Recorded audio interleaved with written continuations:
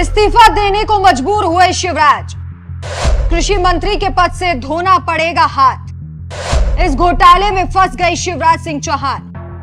मामा के सिर पर मंडरा रहा सबसे बड़ा खतरा।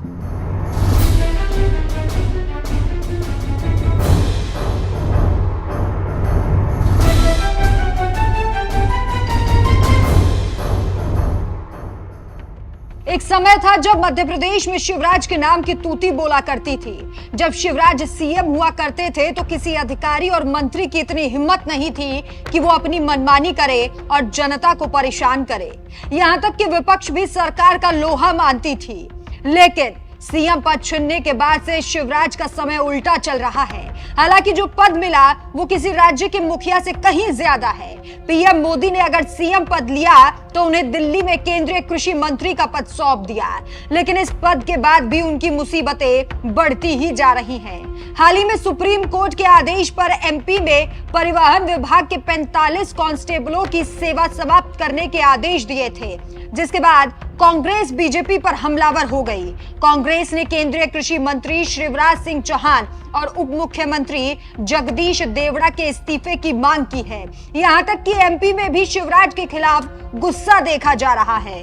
वरिष्ठ कांग्रेस नेता अरुण यादव और के मिश्रा ने एक संयुक्त बयान में कहा, कांग्रेस पार्टी ने सामूहिक रूप से व्यापम घोटाले के तार्किक निष्कर्ष तक पहुंचाने की एक लंबी लड़ाई लड़ी है। पार्टी ने 2012 में आयोजित परीक्षा में परिवहन कांस्टेबलों की भर्ती में गंभीर अनियमितताओं का मुद्दा उठाया था। सुप्रीम कोर्ट ने पार्टी के इस रुख को सही ठहराया। कांग्रेस की तरफ से लगातार शिवराज सिंह चौहान पर युवाओं के भविष्य को खराब करने का आरोप लगाया गया है।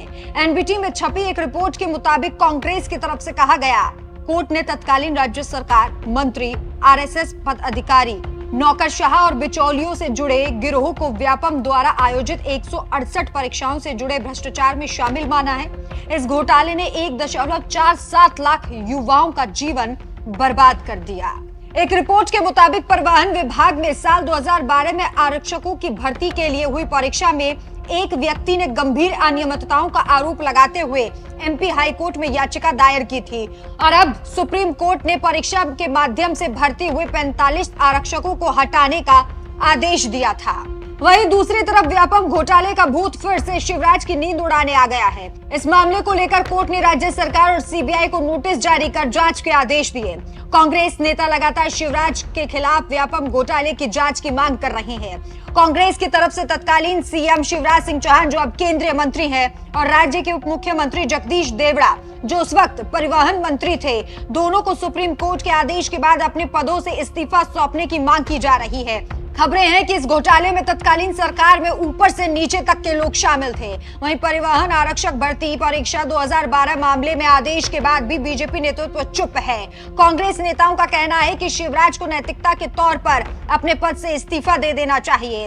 हालांकि ये वही बीजेपी है, जब कोई कांग्रेस राज्य में घोटाला होता है तो छाती पीट पीट कर इस्तीफे की बात करती है और खुद को बिल्कुल सफेद कॉलर वाली पार्टी बताती है। अब देखना होगा कि मामा शिवराज सिंह चौहान की मुश्किलें बढ़ती हैं या फिर घटती हुई दिखाई देती है और मोदी इस पर कुछ बोलते हैं या फिर नहीं। इस खबर पर आपकी क्या राय है, हमें कमेंट करके जरूर बताएं।